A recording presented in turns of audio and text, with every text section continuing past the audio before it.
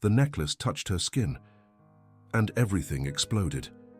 The cold metal against her warm flesh sparked something, not physical, but spiritual. It was as if 275 years of distance vanished in a millisecond.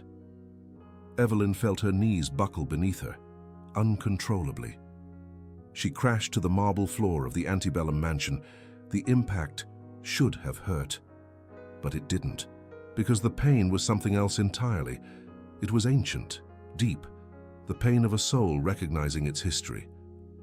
Her hands clutched the antique pearl necklace, as if recognizing every curve, every bead, every detail of the aged gold, as if those fingers had touched those same pearls 1,000 times before, as if her skin held cellular memory of every millimeter of that object.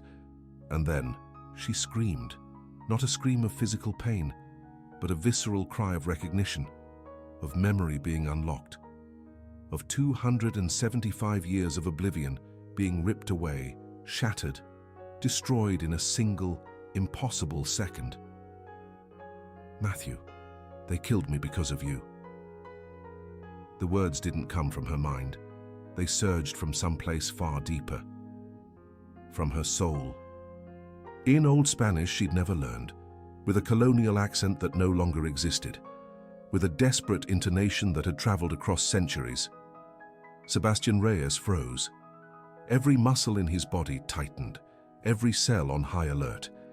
He had never told anyone that his middle name was Matthew. It was on his birth certificate, yes, but he only used Sebastian always, with everyone. How did she know, and why did that name, in that voice, why, with that ancient accent, sound so familiar, so certain, so much like a memory he shouldn't have, but did? He didn't know that the necklace carried a centuries-old promise. She didn't know that her soul had waited 275 years to feel that metal touch her skin again.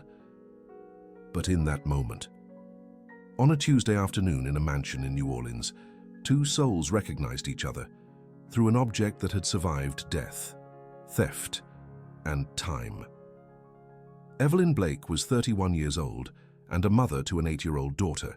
She'd worked as a housekeeper since she was 15, cleaning the homes of the wealthy, serving meals to people who never bothered to learn her name. She slept in a rented room so small it barely fit a bed and a cot for her daughter on the floor. She'd never known luxury, never owned jewelry, never had anything beyond hard work, exhaustion, and love for her daughter.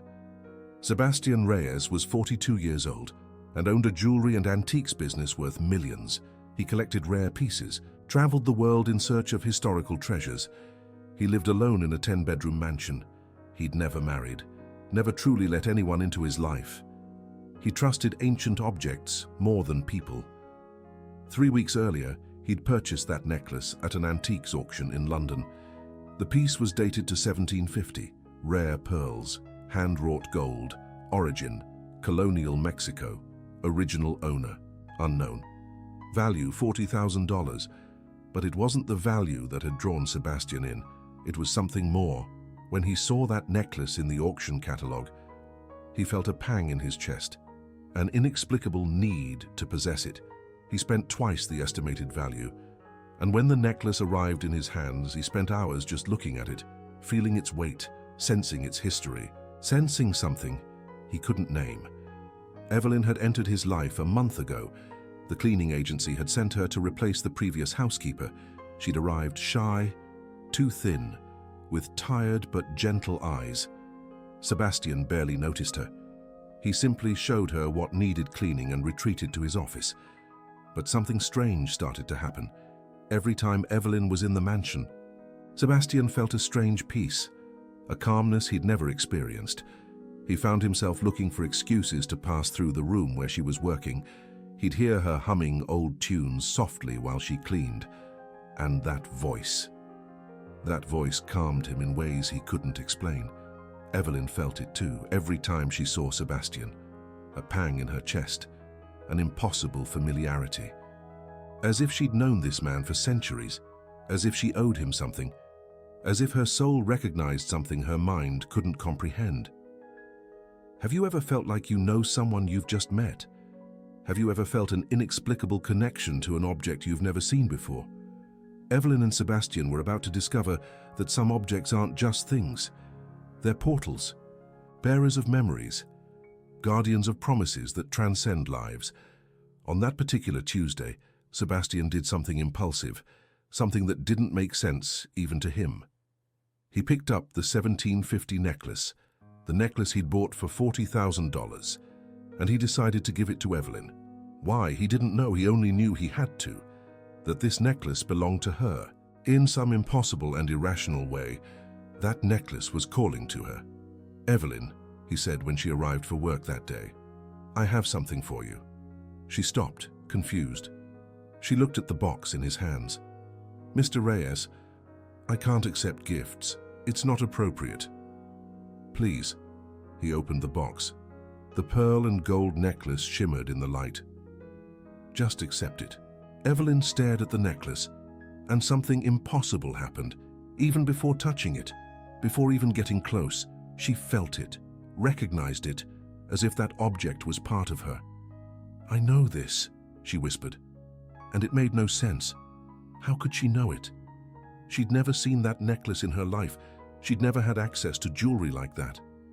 But somehow, she knew. She knew the exact weight. She knew how it would feel on her neck. She knew every detail of those pearls. Sebastian stepped closer. He placed the necklace around her neck. His fingers brushed the nape of her neck as he fastened the clasp. A shiver ran through them both, and when the necklace finally touched her skin, when the ancient metal met her flesh, everything exploded. Evelyn collapsed, screamed, clutched the necklace with both hands, and the visions flooded in. 1750. Charleston, a small jeweler's workshop. The smell of burning charcoal mingled with heated metal. Adobe walls with tools hanging from iron hooks. Light streaming through a narrow window, creating a single ray of sunshine that illuminated the workbench. There, Matthew, 28 years old, hands calloused from years of shaping metal, black hair tied back, a leather apron stained with ash. He worked on a necklace, not just any necklace, the necklace. Each pearl rolled between his fingers before being chosen. He felt its weight, tested its luminosity against the light, rejected 9 out of 10. Because imperfection wasn't an option, not for her. The gold came from a local mine, the purest he could buy. He melted it 3 times until he achieved the exact alloy. He hand-shaped each link in the chain. Each curve had to flow perfectly into the next. 3 months, 90 days, working every night after finishing the commissions that paid the rent. She'd spent every penny she'd saved in 5 years, but it was worth it. God, it was worth it, because it was for Evelyn. And there, across the narrow cobblestone street, observing through a window with wrought iron bars, was she, Evelyn de Montoya, 19 years old. Dress of light blue silk with silver embroidery on the sleeves, an emerald necklace around her neck, a gift from her father on her last birthday, gold and pearl earrings, but no expensive jewelry mattered, because what she wanted, what she fervently desired, was that poor jeweler across the street. She'd invent excuses. Tell the housekeeper she needed a ring repaired, that she needed a brooch appraised, that she needed to inquire about an order. All lies. She just wanted to see Matthew, see his hands working and see the concentration on his face, see the man she loved in secret and sin. The vision shifted abruptly. Now it was night, a full moon illuminating a hidden garden in the back of the Montoya estate. The scent of jasmine and roses filled the air, the sound of water trickling in a stone fountain. Evelyn, wearing a simple dress and no jewelry, as her barefoot, her hair loose down her back, waiting. And then Matthew appeared. He scaled the stone wall, risking being seen by the guards. He fell to the other side, breathless but smiling, and ran to her. The embrace was long, desperate, as if they both knew it was borrowed, that it wouldn't last, that society and fate conspired against them. "I have something for you," Matthew whispered. He pulled a small wooden box from his pocket, opened it, and there, Under the moonlight, the pearl necklace gleamed. Perfectly aligned pearls seemed to capture the lunar light and return it softer. Gold crafted into delicate patterns of interwoven leaves and flowers. It was the most beautiful thing Evelyn had ever seen. "This necklace is my promise." Matthew placed it around her neck with trembling hands. "When you wear it, remember that I love you, that I will always love you. And if something separates us in this life, Evelyn, I swear upon my soul, this necklace will connect us in the next, and in the next, and in all the ones to come, until we have our happy ending." She cried, kissed him with passion and despair, and whispered, "I promise too. I will wear this necklace until I die, and when I die, I will find you on the other side, and if there are next lives, I will recognize you through it. Always." The vision tore violently. Now it was day, harsh sunlight, a luxurious room in the Montoya house. Count Ramon de Montoya, a 50-year-old man with a grizzled beard and hard eyes, held a letter.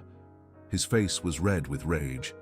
Beside him, a servant confessed through tears, "I saw the young lady meeting with the jeweler, my lord, at night, in the garden. Forgive me, but I thought you should know." The Count crumpled the letter, roared, smashed a vase against the wall. "How dare she? How dares my daughter dishonor me like this? With an artisan, a nobody?" He summoned guards. 6 armed men entered. "Arrest Matthew Reyes, the jeweler on Flores Street. Arrest and execute him. Immediately. I want no trial. I want no spectacle. I just want him gone." The men left, and Evelyn, who had heard everything hidden behind the door, collapsed, screamed, ran to her rooms, locked herself in, and held the pearl necklace so tightly that her hands bled. The next vision was brutal. A dark cell. Damp. The smell of mold and urine. Matthew chained to the stone wall, his face bruised from fighting the guards. But the fight had been useless. 6 against 1 is not a fight. It's a massacre. He knew it was the end. He had overheard the guards talking. Tomorrow at dawn, a quick execution, no ceremony. He would be erased from history as if he had never existed. But a certainty calmed him. Evelyn had the necklace, and as long as she had it, they were connected, soul to soul, life to life. Death wouldn't separate them, just pause them until the next encounter. The last vision was the most painful. Evelyn's luxurious room. 2 weeks after Matthew's execution, she lay in bed, pale, thin, sunken eyes. The pearl necklace still around her neck, never removed even to bathe. She had refused all food, all water, all help. Doctors tried, a priest tried, the Count begged. But she just stared at the ceiling and cried in silence. And on a cold September morning, when the sun barely began to rise, Evelyn de Montoya took her last breath, hands clutching the pearl necklace, lips moving in a final prayer. "Matthew, this necklace will connect us, I promise. When you return, when I return, we will find each other through it, because love like this doesn't die. It just waits for the next chance. I love you, forever." And she closed her eyes for the last time. She was 19 years old, Matthew was 28, 2 lives destroyed by prejudice, 2 souls separated by pride and social class, but a promise made, a promise that would take 275 years to fulfill, but that would be fulfilled. Evelyn returned to the present. Gasping for air, tears streamed down her face uncontrollably. Sebastian was kneeling beside her, holding her, terrified. "Evelyn, what happened? Are you all right?" She looked at him and saw Matthew, saw the face she had loved 275 years ago, saw the man who had died for loving her, saw everything. "You died," she whispered. "They killed you for loving me, and I died too. I couldn't live without you." Sebastian froze. "What? What are you talking about?" "The necklace." Evelyn took it off her neck with trembling hands, looked at it with reverence. "This necklace, you made it for me in 1750. You were a jeweler. Matthew. Your name was Matthew. How do you know my middle name? Sebastian recoiled. I never told you. I never told anyone. Because I remember. God, I remember everything. Evelyn clutched the pearl necklace to her chest. You spent 3 months making this. Spent everything you had. Gave it to me in a garden under the moon. And when my father found out, he had you killed. And I died of heartbreak 2 weeks later. This is insane. Sebastian stood up, ran his hands through his hair. You hit your head. You're in shock. Then how do I know? About Matthew, how do I know you have a birthmark on your right shoulder in the shape of a crescent moon? How do I know your favorite color is dark green because it reminds you of the trees of Charleston where you grew up? Sebastian froze again. Because all of that was true, he had the birthmark. Dark green was his favorite color, and he had grown up in Charleston indeed. But how did she know? Prove it, he said finally. If this is real, prove it. Evelyn looked at the pearl necklace, turned it slowly. Sebastian had never looked at the inside, never thought to look. But Evelyn knew exactly where to look. She pointed. There, on the inside of the clasp. So small that you need a magnifying glass, but it's there. M+E Eternal 1750. Sebastian took the pearl necklace, took his magnifying glass from his pocket, and looked. And there, in tiny letters engraved in the gold, exactly where she said, M+E Eternal 1750. He dropped the magnifying glass, looked at Evelyn, for the housekeeper, the woman he'd only known for a month. And then he saw it. He saw Catalina. He saw the woman Matthew had loved 275 years ago. He saw the owner of the pearl necklace. How? Is that possible? He whispered. I don't know. Evelyn wiped away tears. I just know it's real. That necklace. It waited 275 years. It went through graves, through thieves, through auctions, through 1,000 hands, until it got to you, so you could find me, so you could give me back what was always mine. If this story is moving you, if these words are making you question everything you think you know about fate, life, and death, then pay attention, because what comes next will prove that some objects are not mere things. They are witnesses, they are guardians, they are physical promises of loves that death could not destroy. Sebastian stayed up all night, researching, investigating, hunting down any information about that necklace, about Matthew Reyes, about Catalina de Montoya, and he found it. Historical records from Charleston, 1750. Count Ramon de Montoya had a daughter, Catalina Maria de Montoya, dead at 19, cause of death, grief, buried with her jewels, including a pearl and gold necklace, more records. Local jeweler, Matthew Reyes, dead at 28, cause execution ordered by Count de Montoya. Crime, inappropriate courtship of the Count's daughter. Sebastian read and reread, the dates and the names and everything matching. Every detail Evelyn had told him was there, documented, real, but there was more. Catalina's tomb had been desecrated in 1920. Thieves stole the jewels.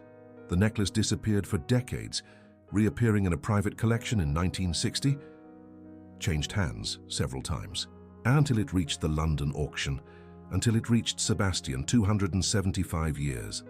The necklace traveled for almost 3 centuries, waiting, searching, until it found its way back to its true owner the next morning. Evelyn didn't show up for work. Sebastian waited anxiously. Called her number. No one answered.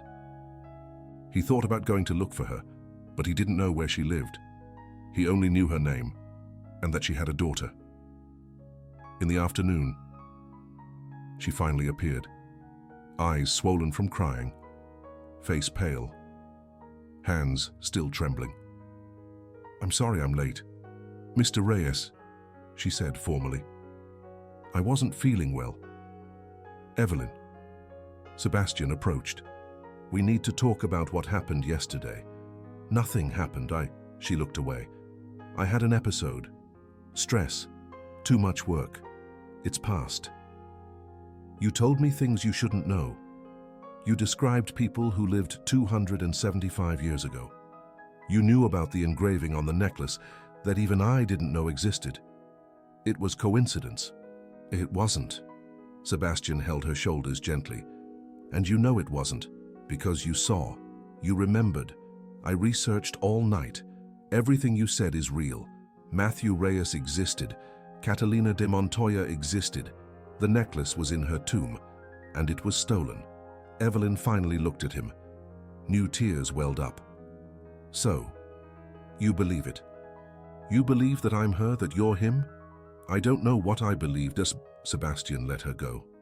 I just know that something impossible is happening, and I need to understand. I'm having more visions. Evelyn sat down on the sofa. Since yesterday, every time I close my eyes, I see you making that necklace. I see every pearl being chosen, every curve of the gold being shaped. I see you working for months, just to have something perfect enough for me. Sebastian sat next to her. And what else do you see? I see us both, meeting in secret, because my father would never approve. You were a poor craftsman. I was a count's daughter, but it didn't matter. I loved you, and you loved me. That necklace was your promise. When you gave it to me, you said it would connect us forever, that if something separated us in this life, it would find us in the next. And you were separated. My father found out.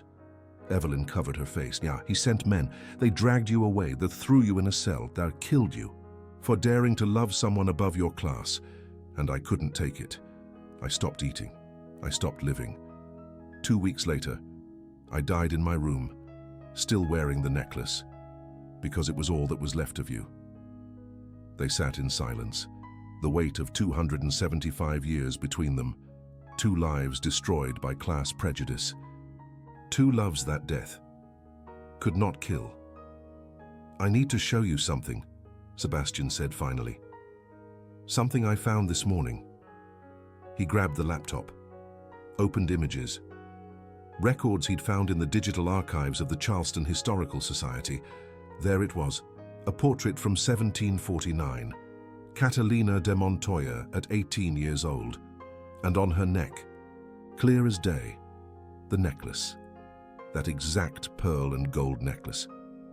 Evelyn looked at the image, looked at her own face reflected in the screen. The similarities were impossible to ignore. Same eyes, same face shape, same soft expression.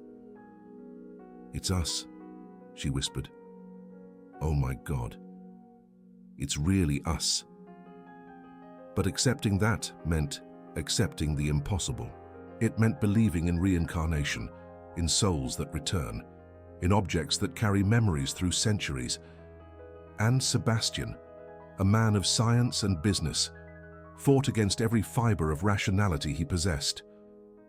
There has to be a logical explanation, he said, closing the laptop. You may have seen this portrait before, in some book, online, and created a fantasy based on it. I've never had access to books like that. Evelyn stood up. I barely finished high school. I've been working since I was 15. I've never been to a museum in my life. How would I see an obscure portrait from 1749 of a woman that no one knows? Sebastian had no answer. He ran a hand through his hair. Frustrated. I don't want to believe it, he admitted, because if it's real, it means I lost you, that I failed to protect you, that I died and left you alone to suffer. And you died because of me. It wasn't your fault, Evelyn approached.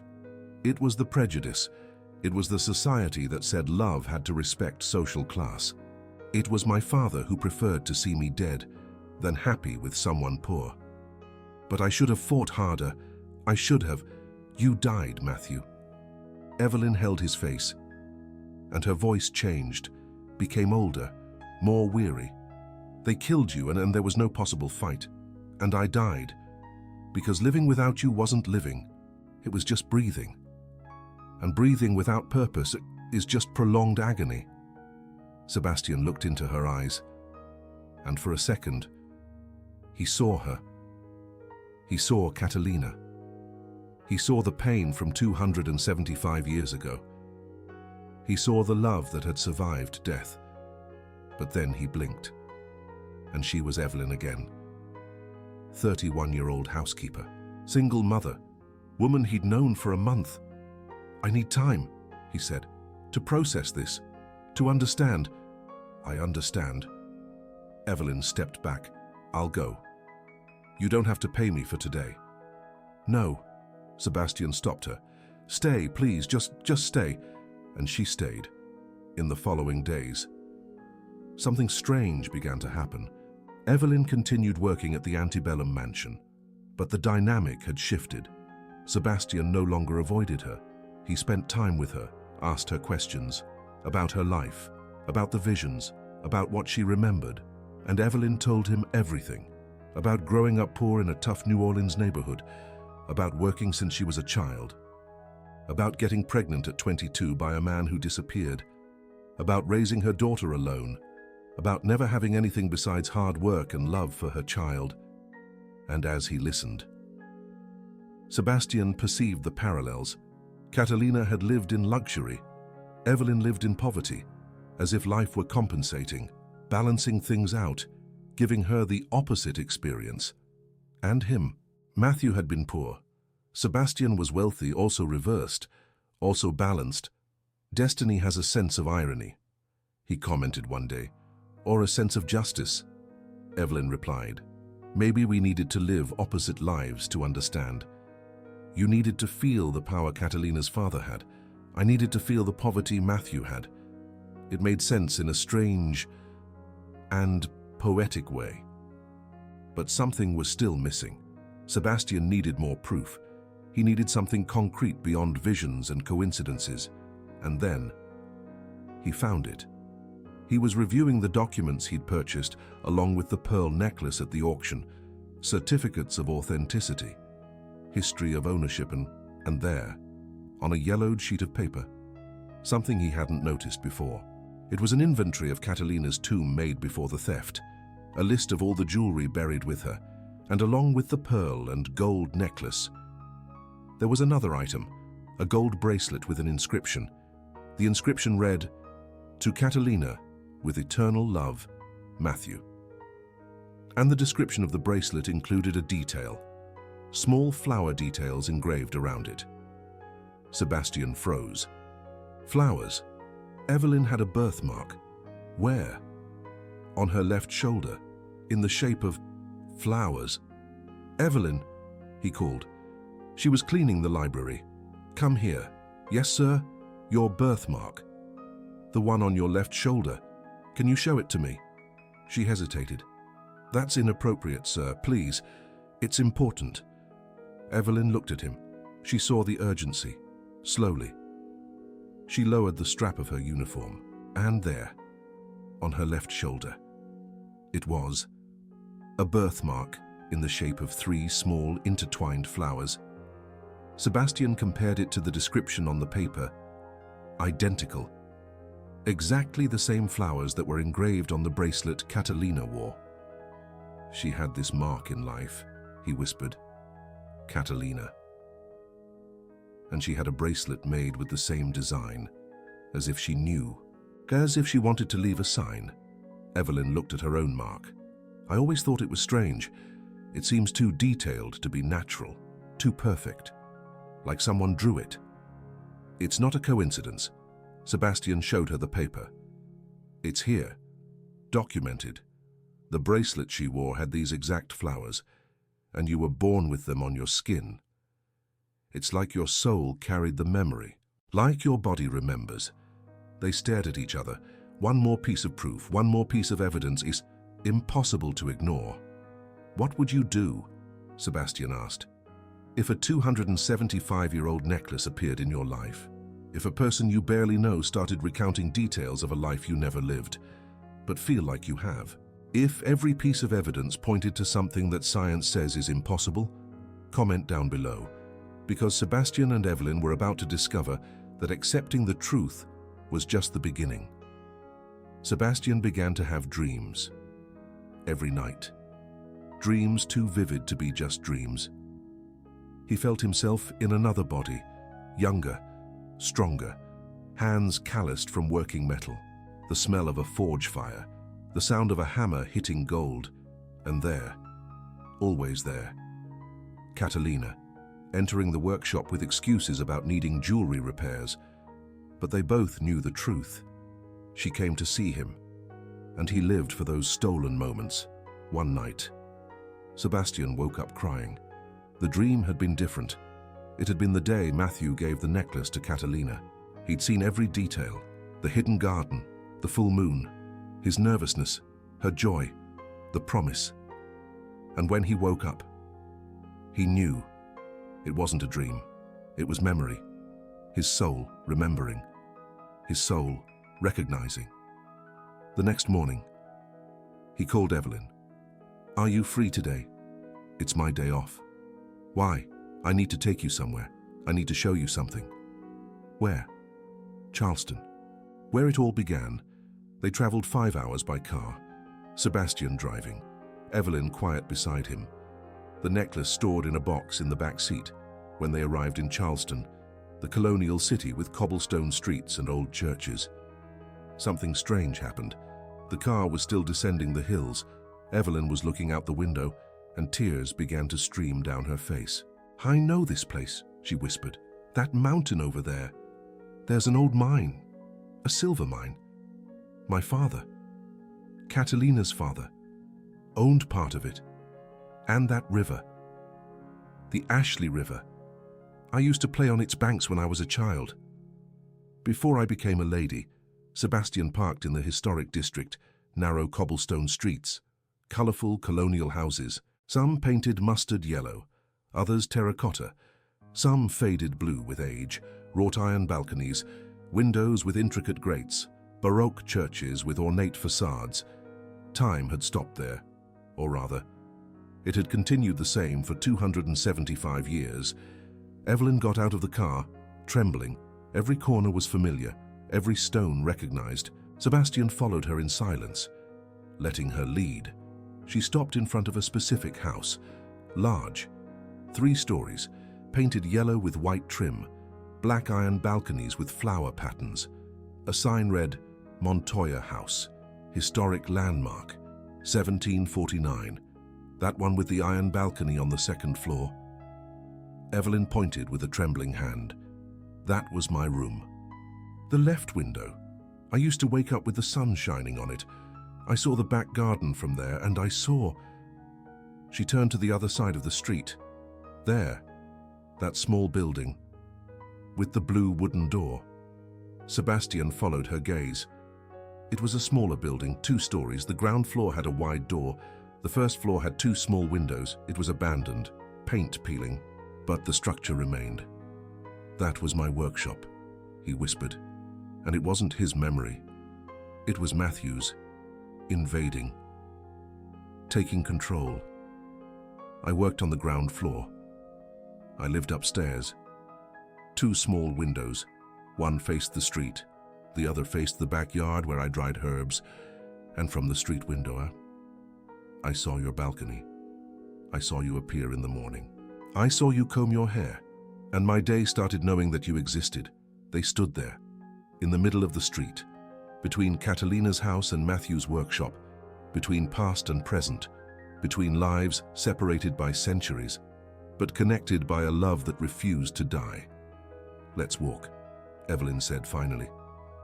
They walked slowly, cobblestone streets, uneven and worn, steps eroded by centuries of footsteps, and at every corner more triggers, more memories. Here, Evelyn stopped in a narrow alleyway between 2 homes. Adobe walls painted a faded rose color. The scent of dampness and mildew hung heavy in the air. "It was here that we shared our first kiss. It wasn't an accident. I planned it. I texted you, saying I'd be passing through here around noon. You came. I feigned a stumble on the uneven stones. You caught me, and when our eyes met, when I felt your hands on my arms, I couldn't resist. I kissed you, right there, in broad daylight, risking everything. And you kissed me back, and the world vanished. Sebastian touched the wall of the alleyway, and he felt it. He felt Matthew's hands holding her. He tasted the memory of her lips. He felt the terror of being discovered, mixed with the ecstasy of finally touching her. A memory so vivid, it felt like it happened yesterday. They continued on. They passed a small square, a stone fountain in the center, water trickling, creating a soft, soothing sound. Iron benches surrounded it, ancient trees with roots cracking the paving stones. Claire used to sit there, Evelyn said softly. Every Thursday, beneath that tree, reading books. And Matthew would pass by on his way back from deliveries, always on Thursday, always at that time, just to see her, to exchange a glance, a smile, when no one was paying attention. And there, Sebastian pointed to a side street that climbed a steep hill. At the top, a church, small, baroque, a yellow facade with white trim, twin bell towers, a heavy wooden door, St. Michael's Church. That's where you used to pray, Sebastian said. Every week, Saturday at 5 in the afternoon, and I would happen to pass by, always at 5:15, when you were coming out, and we'd exchange glances.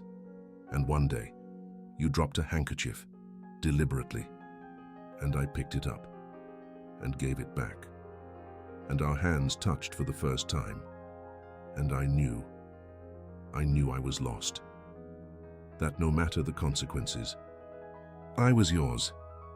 They entered the church, empty, silent, smelling of old candles and aged wood.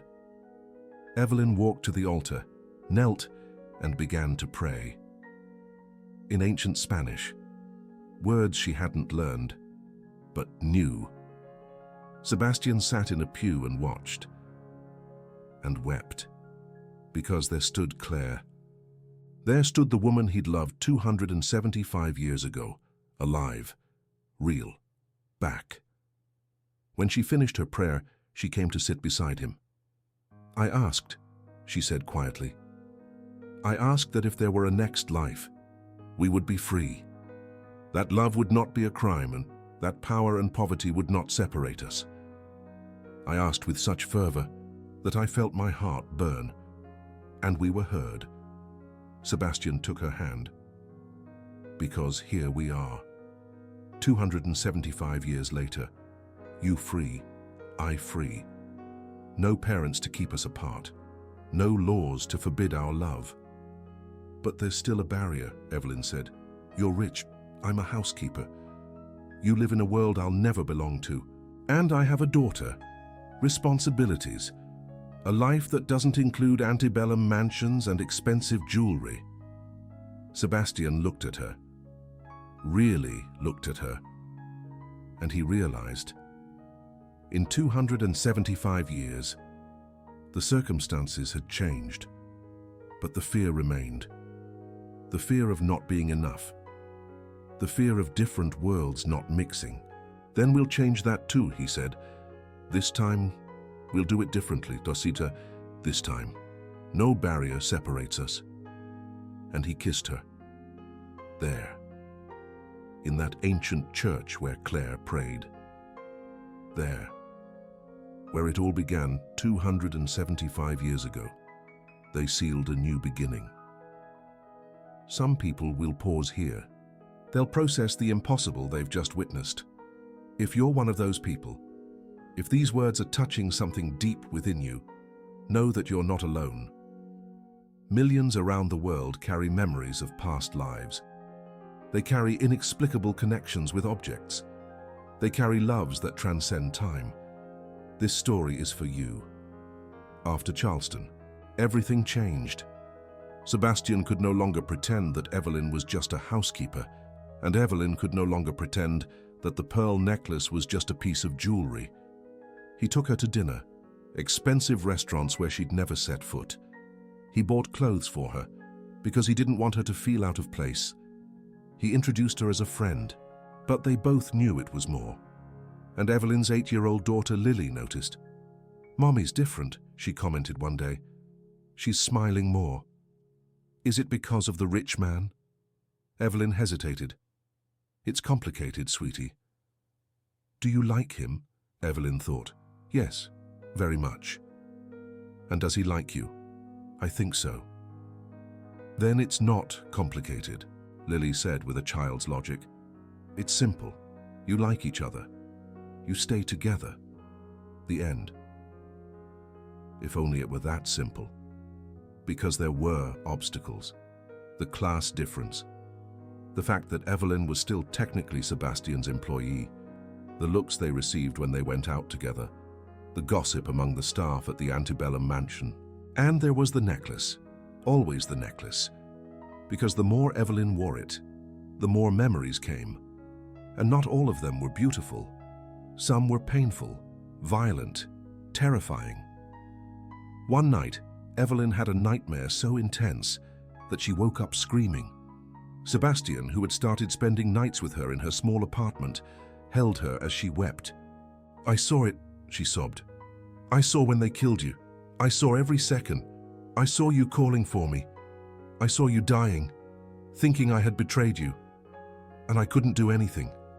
I couldn't save you. It wasn't your fault, but it feels like it is.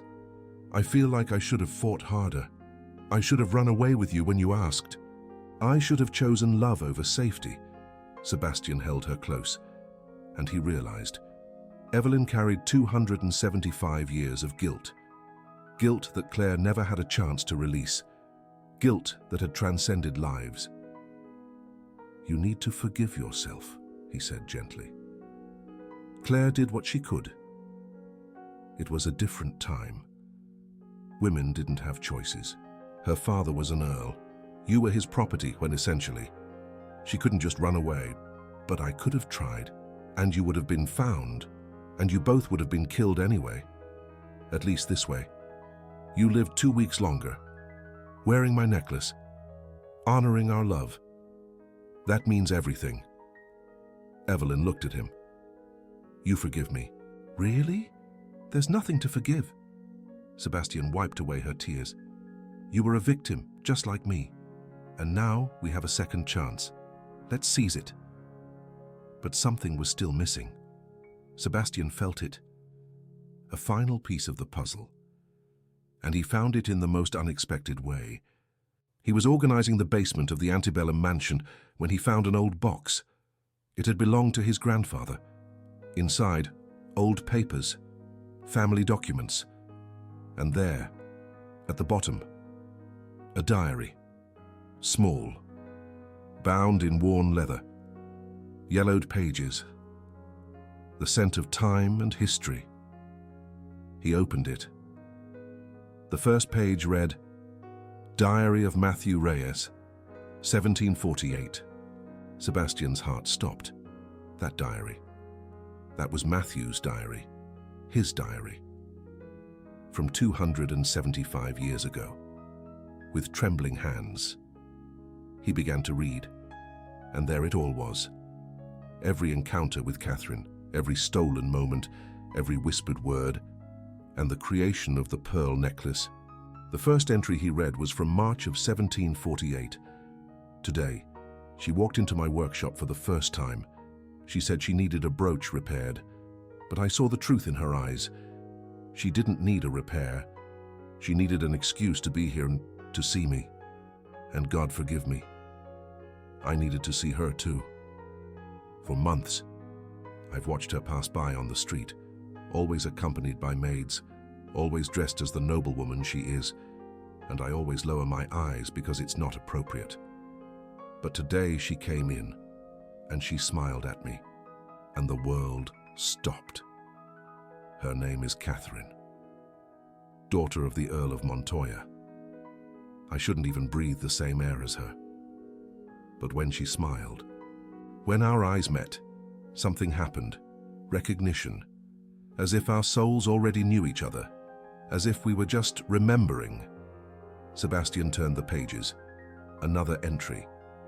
June of 1748. Today.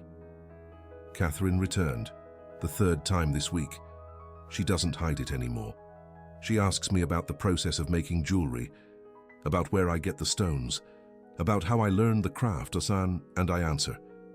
But we both know we're not really talking about jewelry. We're talking about us, about this impossible connection, about this feeling that grows even when it shouldn't. She touched my hand today, just for a second, when I handed her back the repaired brooch. But it was enough. I felt electricity. I felt my soul recognizing hers, and from the look in her eyes, and she felt it too. This is going to end badly.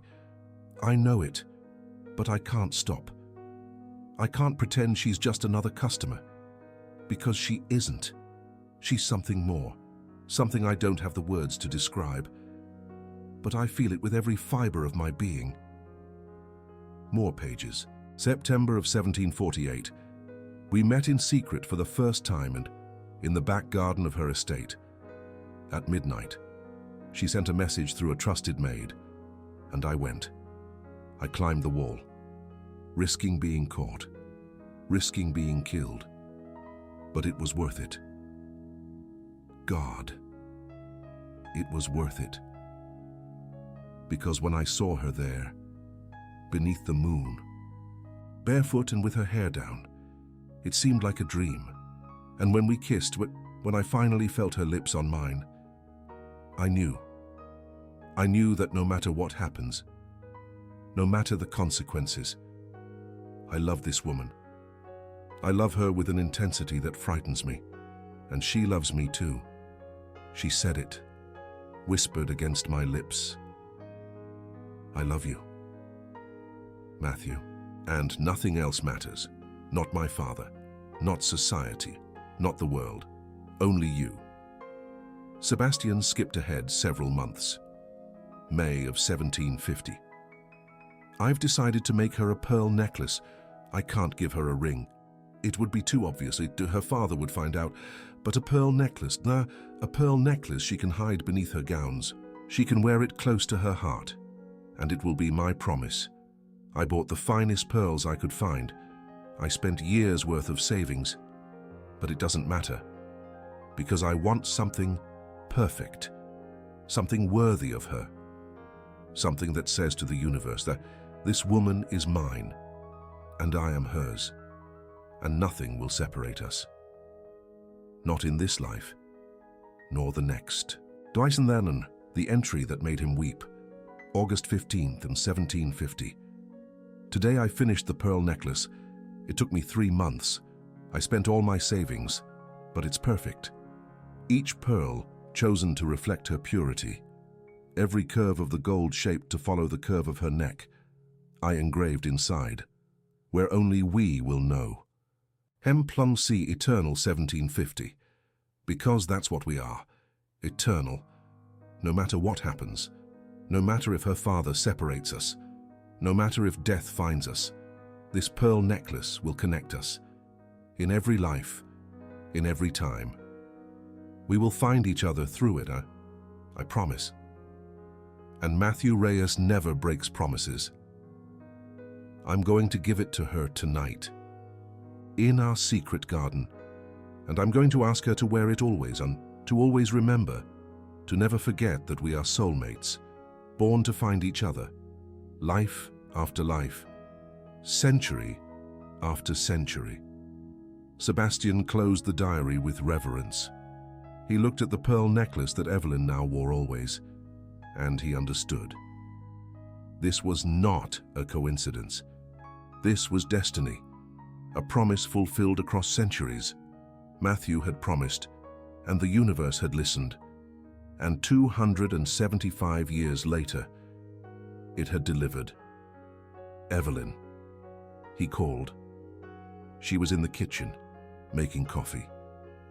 I need to show you something.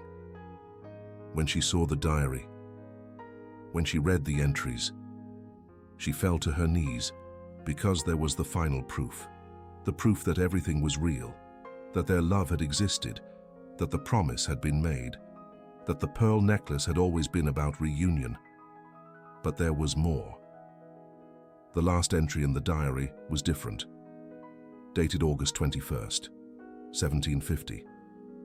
One day before Matthew died. The handwriting was shaky. Stains that looked like tears blurred some of the words, but the message was clear, desperately clear. They found me, the Earl's men. I saw them through the cracks in the window. There are 6 of them, armed. I have nowhere to run, I have no way to fight. An artisan against 6 soldiers isn't a fight, it's a massacre. Tomorrow at dawn, I will die.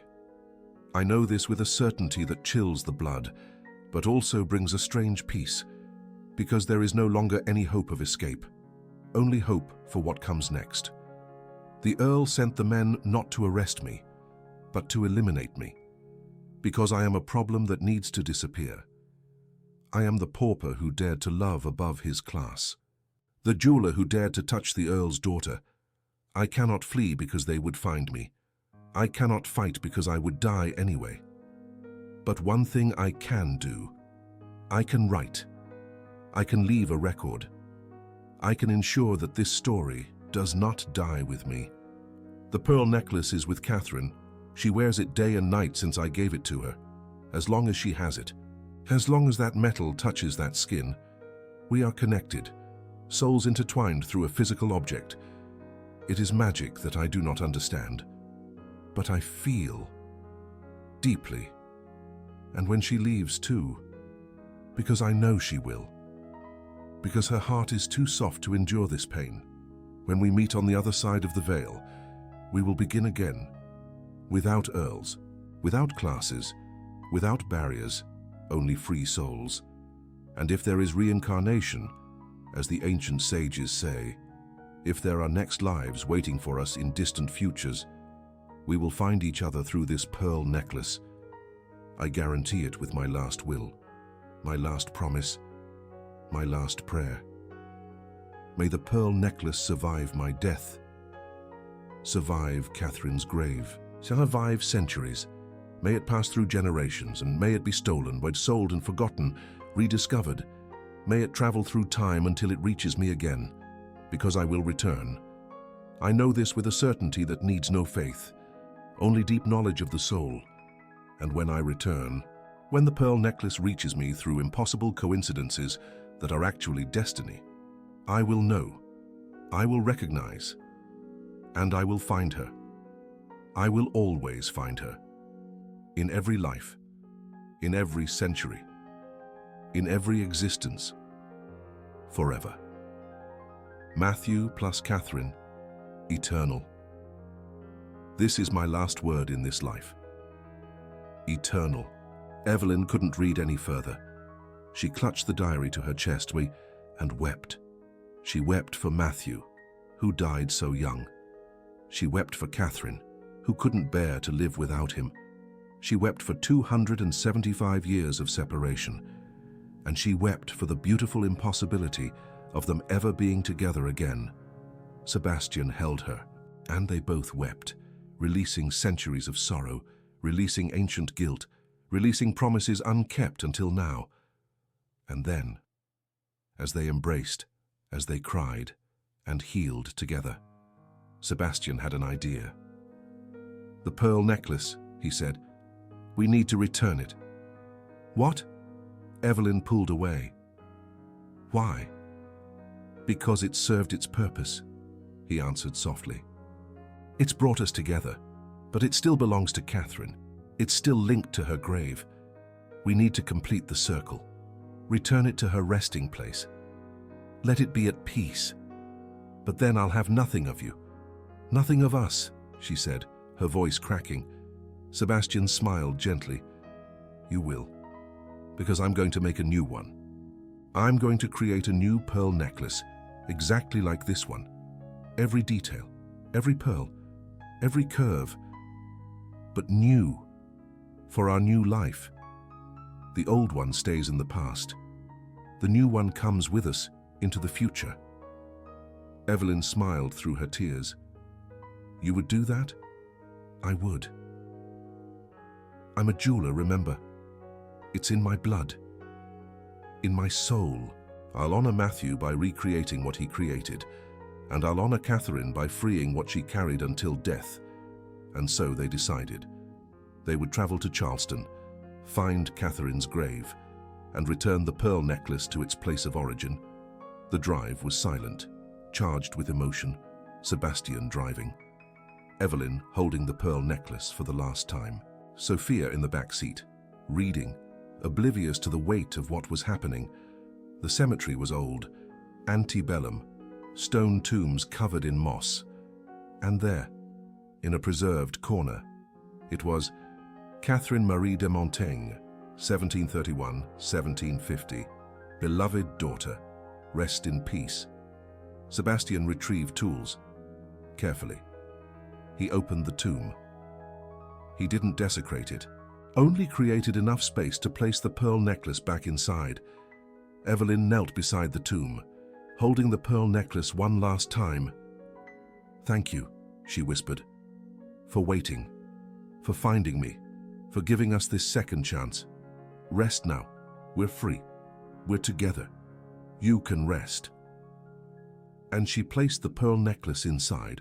Sebastian closed the tomb reverently, and there, in that ancient cemetery, 275 years of history were finally concluded.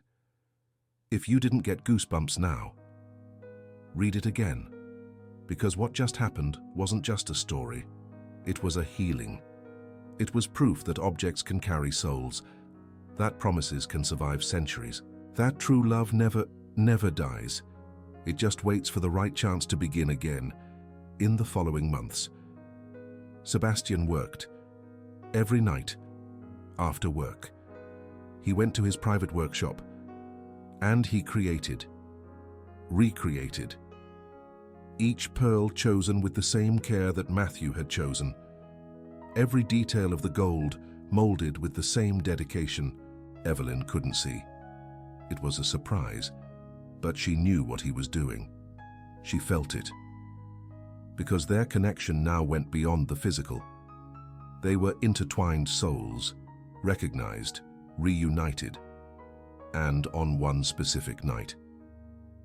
3 months after they returned the old pearl necklace, Sebastian called her to the antebellum mansion's garden.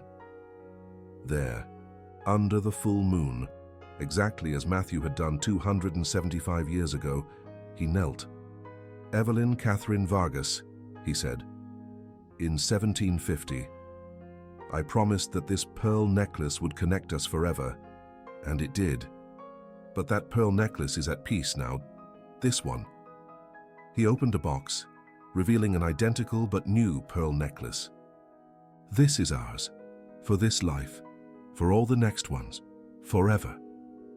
He placed the pearl necklace around her neck, identical to the old one, but new, clean, free from the pain of the past, carrying only the promise of the future. Evelyn cried, and Sebastian cried. Oh, Sophia, hidden behind a tree watching, cried too. "This time, we are going to do it differently," Sebastian said. "This time there's no count to separate us, no laws against our love, no death waiting, just life, just us, forever." And he kissed her, under the same moon that had witnessed Matthew and Catherine, under the same stars, but in a different time, in different circumstances, with a different ending. Because this time, love won, completely, finally, eternally. This story shouldn't exist, but it needs to be told. Because somewhere, someone is holding an object and feeling something inexplicable. Somewhere. Someone has just met another person but feels like they've known them for centuries. Somewhere. Old promises await to be fulfilled. And if you've made it this far, if every word has resonated with you, maybe it's time to pay attention to the signs. They got married 6 months later. Not in a lavish ceremony, but in Charleston, in the same church where Catherine prayed, where Matthew would pass by just to see her, where it all began. The church was empty except for them, Sophia, and an elderly priest who recounted that his grandmother spoke of a tragic love between a jeweler and a debutante centuries ago, and who always prayed that the souls would be reunited.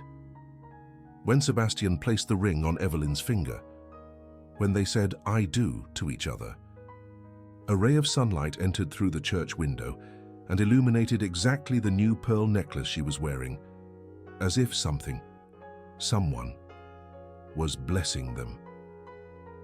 Matthew and Catherine finally got married, 275 years late, but it was worth every second of waiting. After the wedding, Sebastian sold the company, all the jewelry, all the antiques, except one, Matthew's diary, that he kept because it was part of their story, of their souls, with the money. He opened a small jewelry shop in Charleston, the city where it all began. He bought, ironically, the exact building where Matthew had his workshop 275 years ago. The structure was in poor condition. He needed to renovate everything, but he maintained the essence. Restored blue wooden door, second-floor windows returning to having glass. Simple sign, Reyes Jewelers, since 1748. And there, on the ground floor that used to be Matthew's workshop, Sebastian created unique pieces, each one with a story, each one with a soul, continuing the legacy that had crossed centuries. He didn't use modern machines, he did everything by hand, as Matthew had done. Fire, hammer, ancient molds, because some arts shouldn't be modernized. They should be preserved. Evelyn worked with him, no longer as a housekeeper, but as a partner, an equal, co-owner. She had a natural talent for identifying stones. A client would come in. Evelyn would look at her for 3 seconds, and she knew what stone the person needed, what color, what shape, as if her soul remembered all the times Catherine wore jewelry, all the conversations about gems she had had with Matthew. The shop became famous, not by marketing, by word of mouth, because every jewel that left there had something, an energy, a presence. Clients reported feeling peace when wearing the pieces, feeling a connection, feeling that it was made specifically for them. And it was true, because Sebastian and Evelyn poured intention into every piece, love, history, soul. One particular story became legend in New Orleans. One day a woman walked in, elderly, 80-something, carrying an old box. She opened it with trembling hands. Inside was a ring, old gold, amethyst in the center, beautiful, but damaged. "Can you fix it?" she asked. "It was my grandmother's. She said it had a special story, but she never told me what it was." Sebastian picked up the ring. He looked at it through a jeweler's loupe and froze. On the inside of the band, engraved in tiny letters, "Matthew to Anna, 1752. He looked at Evelyn. She leaned closer, read it, and tears welled up in her eyes. "Your grandmother?" Sebastian asked, his voice carefully controlled. "What was her full name?" "Anna Reyes," the woman replied. "She died at 93, when I was 15. She always said this ring had magic, that it brought her true love, and she asked me to pass it on to my granddaughter when the time was right." Sebastian and Evelyn exchanged a look. Anna Reyes, Matthew's younger sister, he remembered, not with Sebastian's memories, but with Matthew's. Anna was 8 years old when he died. He had made that ring for her before he passed, so she would have something of his, so she would remember. "This ring," Sebastian said carefully, "was made by my ancestor, Matthew Reyes, in 1752, 2 years after his death." He corrected himself mentally, but said aloud, "He made it with great love." The woman's eyes widened. "You know the story?" I know it, Evelyn said gently. And we'll fix it with the utmost care. As Matthew would have. As he would have wanted. It took 2 weeks. Sebastian worked on the ring every night. He cleaned the gold, he polished the amethyst, reinforced the setting without altering the original design, and when it was finished, it shone like new, as if 273 years hadn't passed at all. The woman cried when she saw it. She cried and hugged them both, and as she left a note. You have something special here, something that transcends business. Guard it. The world needs it. These stories multiplied. The jewelry store became more than a store. It became a sanctuary, a place where people went, not just to buy jewelry, but to feel a connection, to history, to love that had traversed time. And Sophia grew up surrounded by this, by love, by stories, by magic that needed no explanation. She learned early on that the world contains more mysteries than explanations, that souls are real, that love transcends everything. She spent whole afternoons in the store, watching her father work, listening to her mother talk to customers, absorbing every lesson about stone, metals, and most importantly, about intention. A year after their wedding, something special happened. Evelyn became pregnant. When the baby was born, a healthy boy, with green eyes like Sebastian, and black hair like Evelyn. They named him Matthew, because some names need to continue. Some stories need to be honored. Some loves need to be celebrated through generations. And when Matthew Jr. was 3 years old, he did something that chilled them both to the bone. He was playing in the workshop. Sebastian was working on a necklace. Pearls and gold, a complex design for a client. And the boy, who had never seen the old necklace, who didn't know the full story, who was too young to understand, pointed with a tiny finger and said, "That's the necklace you made for Mommy when she was a princess." Sebastian stopped, his hammer frozen in midair. Evelyn, who was organizing stones at the counter, turned sharply. "What did you say?" "Mi amor?" she asked, her voice trembling. "That necklace," Matthew pointed again. "You made it for Mommy, when she was a princess. And you were the man who made jewelry, and her father was angry. And men came, and you went away, and Mommy cried a lot. But now you're back, and now you're together. And now, it's all okay." Sebastian and Evelyn exchanged glances, absolute shock on their faces. How did he know? They had never told him the details, never shown him pictures. The boy was 3 years old, just 3 years old, when you were a princess. "Mommy," Matthew continued, with the innocence of a child who didn't comprehend the weight of what he was saying. "And you were poor, blessed Daddy, but you loved each other. And then you died. And Mommy cried so much. She got sick. She stopped eating. But now she's okay. You're together again. And you're going to stay together forever. Always. Always." Evelyn knelt down in front of her son. She held his shoulders gently. "How do you know this?" "Mi amor? Who told you?" "Nobody told me." Matthew shook his head. "I just know. Just like Mommy knows which stone is good just by looking. Just like Daddy knows how to make necklaces even when he's sleeping. Just like Sophia knows how to read fast without learning. We just know. Because we've always known. Because we've done it before. Many times." And there, in that small workshop in New Orleans, in that exact place where the original Matthew had worked 275 years ago, Sebastian and Evelyn understood.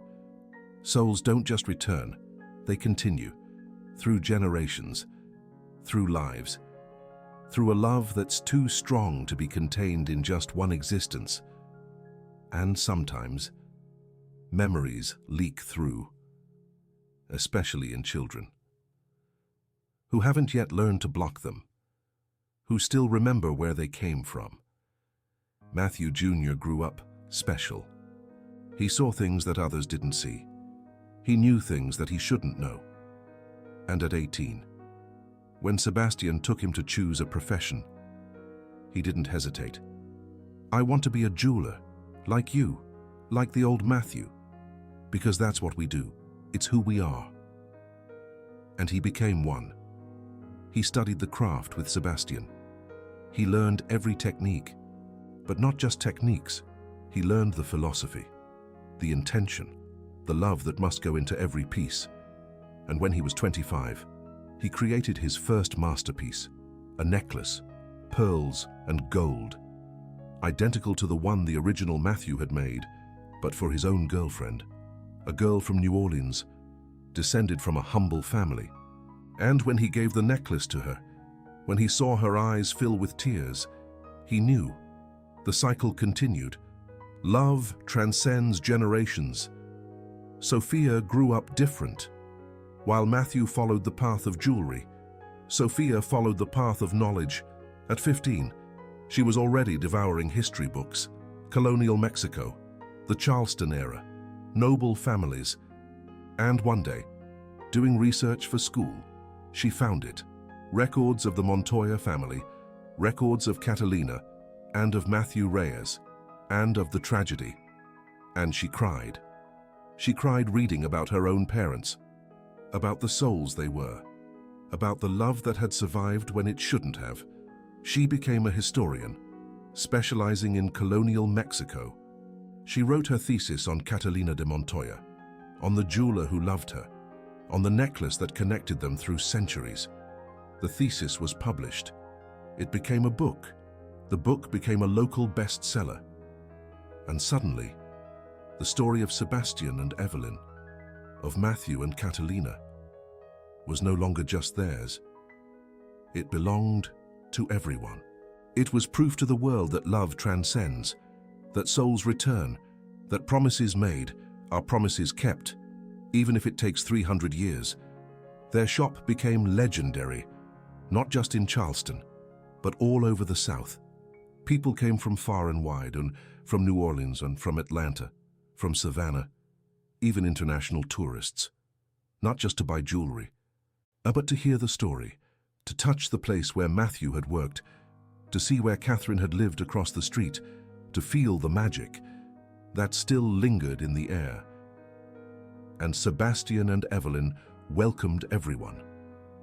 They told the story without shame, without fear of being called crazy, because they had proof. The diary, the historical records, the original pearl necklace that had been returned to the tomb but photographed before, the visions that they both shared. And more importantly, they had certainty, soul certainty. That doesn't need external validation. The years passed. Matthew's son got married and had 3 children.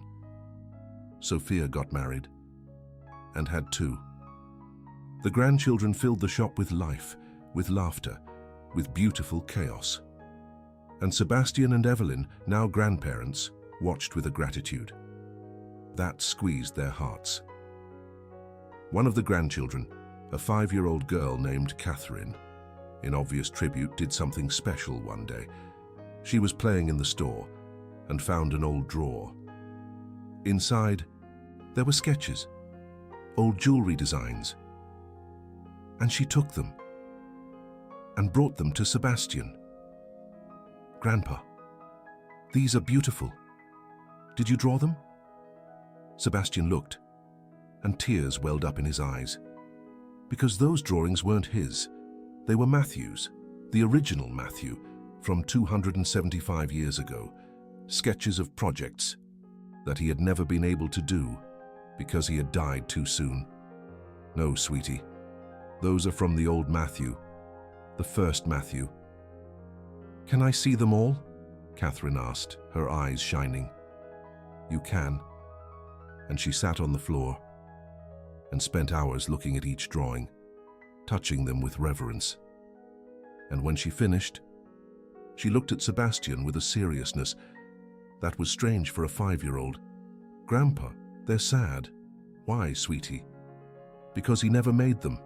He wanted to make them, but he ran out of time. But maybe you can make them. Maybe you can make the jewelry that he didn't get to make, and so the drawings aren't sad." Sebastian looked at Evelyn. She smiled through tears, and he knew that was a sign, a final project, to honor Matthew by doing what he couldn't. And so, at 70 years old, Sebastian began. He took each of Matthew's sketches and created, one by one, 19 projects, 19 pieces of jewelry that Matthew had dreamed of, but never made. It took 2 years, each piece made with love, with respect, with honor, and when he finished, he set up an exhibition in the store. He called it Dreams Fulfilled. 19 Jewels of Matthew Reyes, 1750-2027, 277 years later. The exhibition drew crowds. The local newspaper covered it, then the national newspaper, then international news outlets. The story of the jeweler who died before completing his dreams, and of the descendant, 277 years later, who completed them. It was poetry. It was love. It was proof that nothing is lost. Everything is only delayed until the right moment. And the old pearl necklace? It remained in Catherine's tomb, in peace, its mission fulfilled. But from time to time, visitors to the cemetery reported seeing a strange light coming from that specific tomb, as if something there still shone, as if the promise still vibrated through the centuries. One night, already old, Sebastian and Evelyn sat in the garden of their home. The same view that Charleston had offered for centuries, the same stars that had witnessed Matthew and Catherine. "Do you think we'll meet again?" Evelyn asked. "In the next life?" Sebastian held her hand. He touched the new pearl necklace that she still wore every day. "Absolutely, because now I know the secret." "What secret?" "That true love leaves marks on the soul, in time and in the universe, and those marks become trails, guides, so that souls always find their way back to each other. We will meet again. We always will. Because that's how it works. That's what we exist for." Evelyn smiled. "And will you make a pearl necklace for me again?" "Always." Sebastian pulled her close. "In every life, Jamas, in every century, I will look for the best pearls. I will mold the perfect gold, and I will create something that tells the world, these two souls are eternal." "And when will you give it to me this time?" "At the right moment." Sebastian kissed her forehead. "And you will know. You will recognize it. As you recognized it this time, as you will always recognize it. Because soulmates are not found, they realized. They are recognized through objects, through touches, through looks that carry memories of entire lives. If you've made it to the end of this story, if each word has touched something deep inside you, then do something. Look around, at the objects that attract you for no reason, at the people who seem familiar even though they're strangers, at the connections that defy logic. Because maybe, just maybe, your soul is also recognizing, is also remembering, is also fulfilling promises made centuries ago. And if there is an object like that in your life, if there is a connection like that, don't ignore it, don't rationalize it, just feel it. Because some gifts take lifetimes to be delivered, and when they finally arrive, you better be paying attention. Have you ever felt an inexplicable attraction to an old object? Have you ever met someone and felt like you've always known them?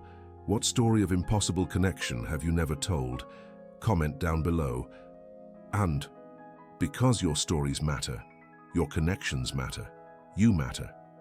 Sebastian and Evelyn lived another 20 happy years. They saw their grandchildren grow up. They saw the jewelry store thrive. They saw Charleston change, but its essence remain. And when the moment came to leave on us, when Evelyn got sick, and they knew it was a matter of time, Sebastian did one last thing. He created a pearl necklace, different this time, simpler. Just one pearl. A gold chain, but engraved inside. Invisible to everyone but those who knew where to look. S+E+M+. Eternal. 2025. Until next time. He put it around her neck in the hospital. She held it with weak but happy hands. "This time I'm going first," she whispered. "But don't take too long. Don't do what Catherine did. Don't give up on living." "Never." Sebastian kissed her hands. "I will live. I will enjoy every second. And when my time comes, I will look for you on the other side, and we'll start again. Promise?" "I promise. With all my lives, all my centuries, all my soul. I promise." Evelyn closed her eyes, smiling, holding the pearl necklace, and departed in peace, knowing that it wasn't goodbye. Just see you later. Sebastian lived another 5 years. He created pearl necklaces. He told stories. He loved his grandchildren. And always wore a ring with the inscription M+S+, full circle. And when his time finally came, his last thoughts were of gratitude for having found her again, for having loved her, for having proven that death is not the end. It's just a transition, a pause, a breath before the next chapter. And somewhere, between this world and the next, two souls met again. They didn't need words. They didn't need explanations, just recognition, a silent acknowledgement, an embrace, and the certainty that no matter how many lifetimes may pass, they would always find each other. They would always love each other. They would always create necklaces that promised eternity, because some loves just can't be contained within a single lifetime. They require multiple ones, and when you find a love like that, cherish it, honor it, celebrate it, because it's rare, it's precious, it's eternal. Like pearls that wait centuries to find their rightful owner, like gold that is molded and remolded until it achieves perfection, like souls that search through lives until they finally complete each other. M+C. S+L. Eternal. Always. Forever.